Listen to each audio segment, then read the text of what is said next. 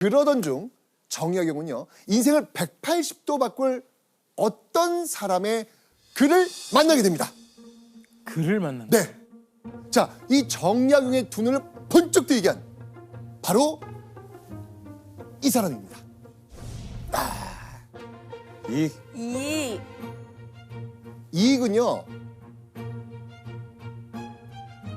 성어사설이라는 책을 남긴 조선 후기 대표적인 실학자입니다.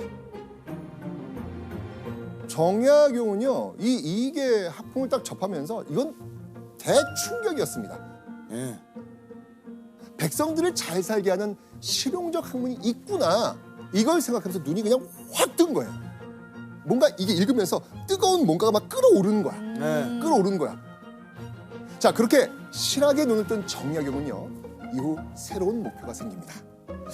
실학을 실제로 적용해 보기 위해선 관직, 그것도 좀 고위 관직에 올라가야 되지 않을까라고 생각하는 거죠. 자, 그리고 마침내 22살이 되던 1783년 정약용은요, 드디어 목표에 한 발짝 다가가게 됩니다.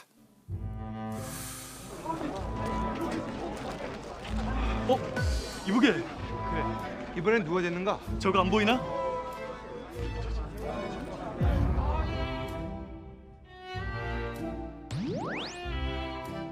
정약용은요, 소과인 진사시 그리고 생원시에 연달아 합격합니다. 와 똑똑하니까요. 네. 그렇죠. 자, 이렇게 정약용이 성균관 유생으로서 첫 발을 내딛게 된 겁니다. 그리고 며칠 후 정약용을 포함한 성균관 유생들이요, 창덕궁으로 가게 됩니다. 오. 그날은요, 성균관 신입 유생들이 정조에게 인사를 올리러 간 날이었습니다.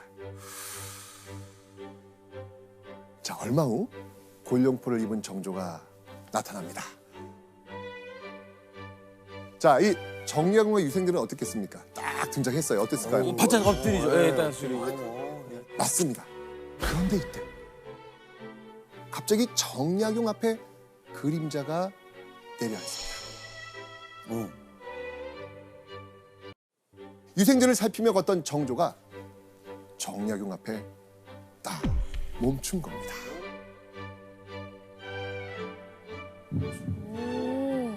그리고 정조가 정약용에게 질문 하나를 던집니다. 여기서 문제! 자, 정조는요, 정약용에게 어떤 질문을 했을까요? 느낌 바로 왔어요. 오, 정답. 어떤 질문? 아버지 뭐 하시노? 아니, 여기가 그 느낌이겠지. 아니, 아버지 잘 계시냐고. 아버지를 알잖아요. 대단한 분인 거 알잖아요. 우와, 오다! 자, 이 정조와 정약용의 첫 만남입니다. 네. 그때 정조가 던졌던 질문. 아, 뭐가 있을 것 같은데. 만나서 바로 볼 수 있는 거. 밥 말고. 그러네. 정답. 어. 내 이름이 뭐냐?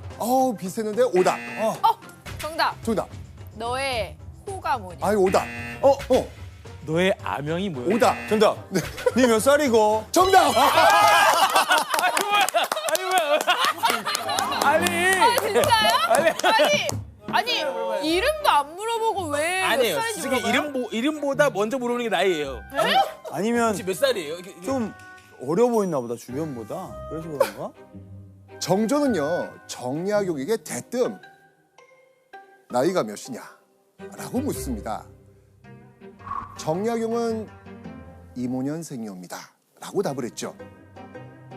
자, 왕인 정조가 이렇게 대놓고 정약용에게 관심을 표시한 거예요. 교수님 그러면 정조가 정약용을 원래 알고 있었던 건가요? 예, 그렇다고 봐야 되겠습니다. 다산 집안이 구대 옥당이라는 건 이미 알려져 있는 사실이고요. 정조 주위에 있었던 관료들 중에서 정약용과 함께 공부했던 스승들도 많이 포진해 있었습니다. 그래서 미래에 쓸 제목으로 점 찍어뒀다는 그런 뉘앙스가 좀 느껴지기도 합니다. 네. 이러면서 그들의 이 브로맨스가 시작이 되는 거예요. 네.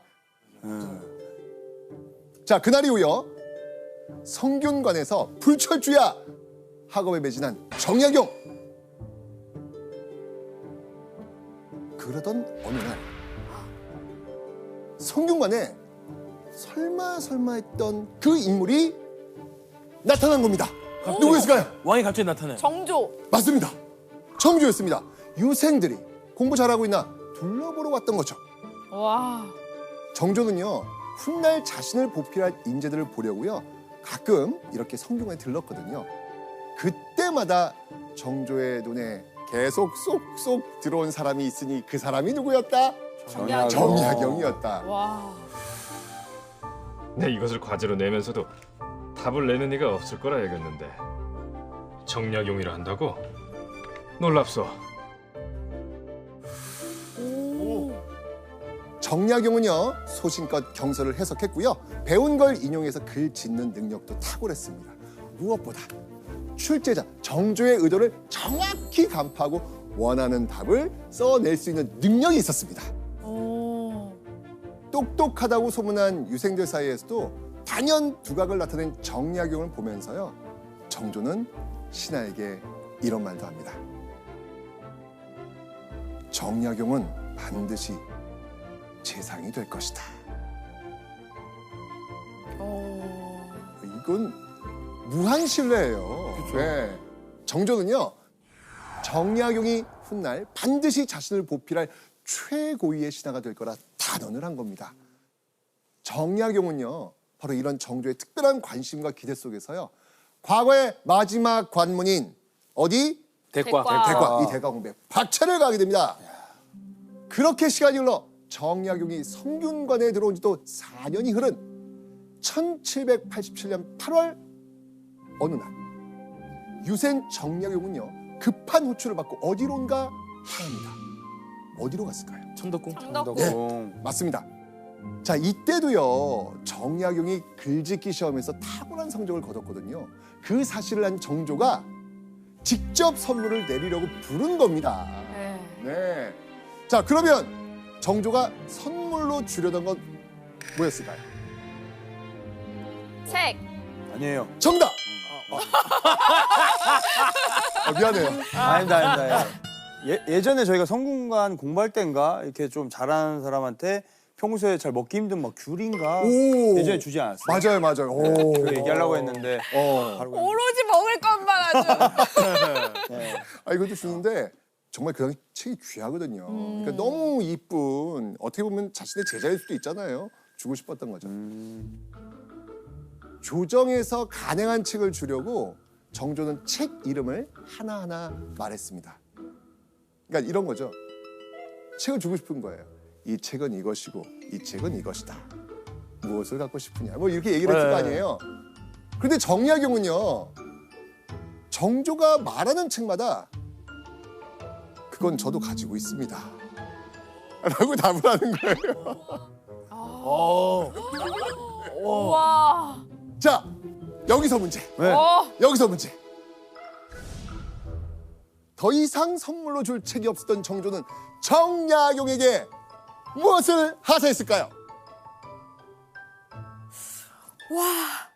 정답. 정답. 아까 말했던 귤. 귤 구하기 힘들어. 오답. 아니에요. 정답. 정답. 떡. 오답. 정답. 수정과. 오답. 이쪽인데. 그러니까 정조가 이걸 좋아해요. 네. 정답. 정답. 네. 담배. 오, 오답. 오? 정조가 담배는 좋아하지만 여기서는 아닙니다. 오답. 정답. 정답. 술. 잠깐만. 술. 정답. 정답. 술이었어요. 네. 술. 정조는요, 정약용에게요, 술을 하사합니다. 너 책을 주려고 했는데 책은 다 있다 하니 네. 뭐 좋다. 자, 그럼 술 마셔라. 자, 임금이 지금 내린 술이에요. 이거 어떻게 하시겠습니까? 마셔야죠. 일단 받아야죠. 임금이 주신 건데. 자, 그런데 정약용 정조에게 의외의 대답을 합니다. 예상된다. 저는 술을 못합니다. 아. 민망한 상황. 근데 옆에선 뭐 환관이며 비서 기능을 하던 승지며 깜짝 놀랍니다. 이거 의전 장면에서 이건 굉장히 이거 놀라운 장면이잖아요. 그러니까요. 예. 자, 이때 정조 어떻게 했을까요? 역시 공부하려고 술을 안 마시는구나. 아 진짜. 칭찬. 정조는요 깎을 웃으면서 다 마셔라.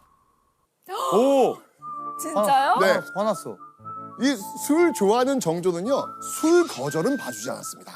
와. 자, 그럼 여기서 정약은 어떻게 했을까요? 여기서 빼면 이제 진짜 네. 강제로 마시게 될 수도 있는 거죠. 사이 안 좋아지는 사이 안 거죠. 좋아지죠. 이제 여기서는 피할 수 없죠. 그죠, 마셔야죠. 네, 결국 뻘컥 들이킵니다. 오. 그런데 그 양이 얼마나 많았던지 정약용은 바로 그 한 잔에 취하버립니다. 아. 이게 술을 원래 못하나 봐. 그죠? 그죠? 진짜 중요한데. 결국 정약용은요 4시간의 부축을 받으면서 물러납니다.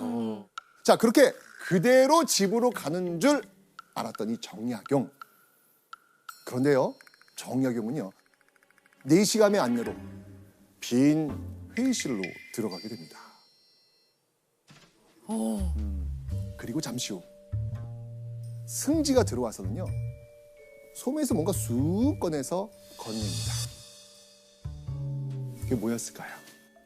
이거 바로 조선 후기 군사 훈련 도감인 병학통이었습니다. 네. 자, 이 병학통은요 당시 정조가 간행한 군사 훈련 교본서입니다. 간행한 지 얼마 안 된 따끈따끈한 책으로요 부수 적었고요 굉장히 귀한 책이었습니다. 그런데 정조는 왜 이 병법 책을 문인 정약용에게 줬을까요? 내가 장수의 제주도 겸비하고 있음을 알기 때문에 특별히 이 책을 내려준다. 진짜? 자, 정조는요 훗날 정약용을 단순한 책상머리 문신으로만 쓰는 것이 아니고요 병과 방면으로 쓰겠다고 이렇게 넌지시 미리 뜻을 밝힌 거였습니다. 와. 그러니까 너무 예뻐한다. 정약을 너무 좋아하는 거예요. 너무 지금. 예뻐요. 네. 너무 예뻐요. 이렇게도 쓰고 싶고 저렇게도 쓰고 싶고 미리미리 지금 이렇게 하고 있는 거예요. 우와. 네.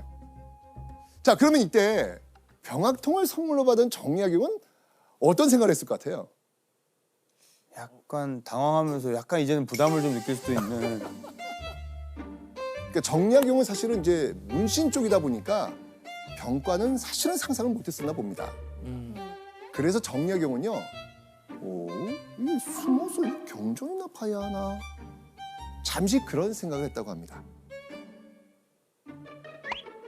근데 교수님, 정조가 정약용에게 이런 책을 내린 데는 나름대로 속내가 있는 거잖아요. 네, 정조가 정약용을 독려했던 방법이었던 것 같습니다. 병학통 이외에도 정조는 내각에서 많은 책들을 간행하도록 했는데요. 그 책들이 간행될 때마다 정약용에게 그 책을 전해주면서 자신의 국정 철학과 여러 가지 이념들, 정보들이 담긴 내용들을 습득하게 했습니다. 지금 말로 하자면 일종의 빌드업이라고 할 수 있는데요. 자신과 함께 국정을 운영할 든든하고 유능한 관료로 정약용을 만들어가는 방법이었습니다. 미리 키우는 거네요. 그러네요. 예.